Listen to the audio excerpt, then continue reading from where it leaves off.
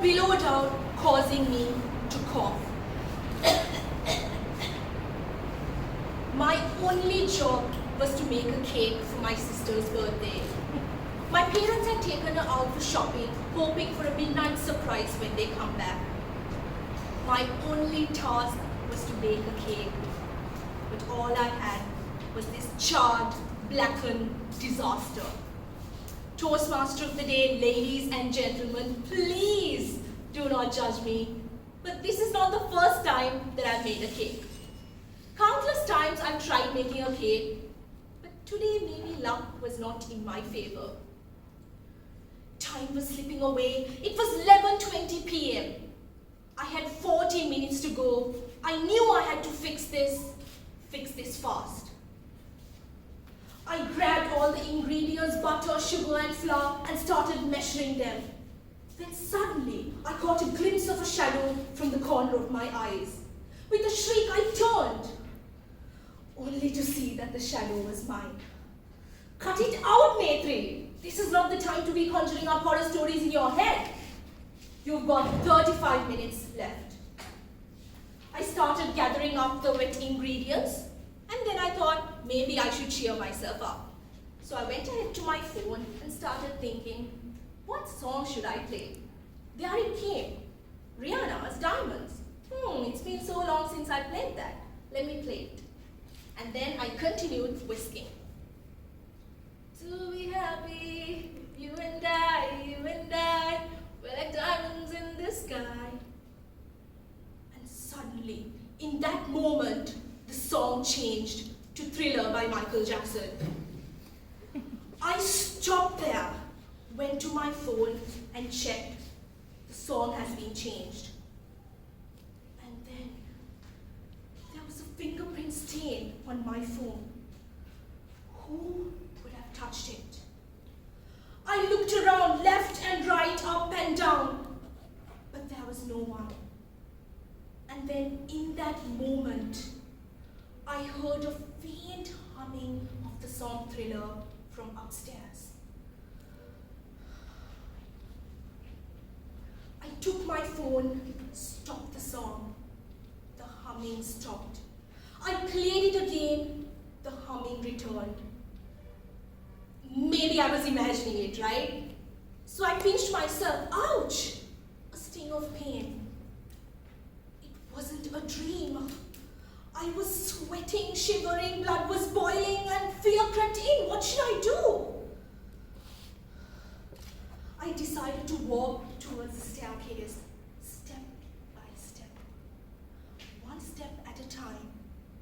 The song was still playing, but the humming had stopped.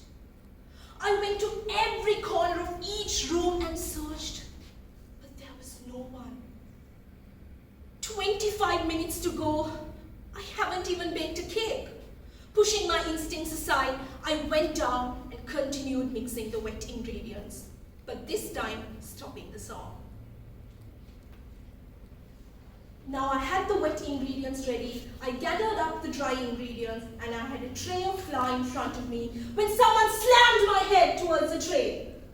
Flour was all over me. It was going through my nose. I was very suffocating. With a lot of struggle, I pulled my head back up.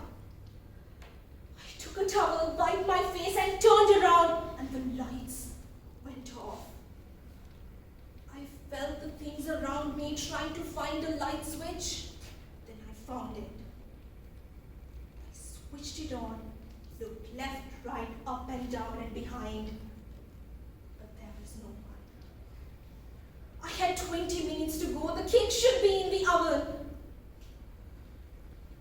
I started mixing the dry and wet ingredients, making the batter. The batter was ready. I poured it into the cake tray, pushed it into the oven, and was staring at the cake. This time, I did not want it to burn. I was staring at the cake so intensely when I felt someone behind me. From the mirror, I could see a haunting figure, something so ghostly. I turned around to confront this figure, but what I met was vacant air. flawed with confusion. And then I realized, a chilling realization, that the ghost was not behind me, that it was in front of me and the mirror had tricked me. I turned around, hoping to see my own reflection. But what I saw was something familiar, but which caused a wave of dread crashing all over me. What I saw was my own reflection, but with an evil grin on its face, twisted and contorted, staring back at me. It did not mimic my moves, but it had a mind of its own and had led its own life. So, ladies and gentlemen, in that moment, I was consumed with fear and confusion, and I realized the true terror does not lie in the ghostly figures or the chilling humming or the threatening shadows. True terror lies in your twisted reflections, in the darkness that resides within you, wanting to break free.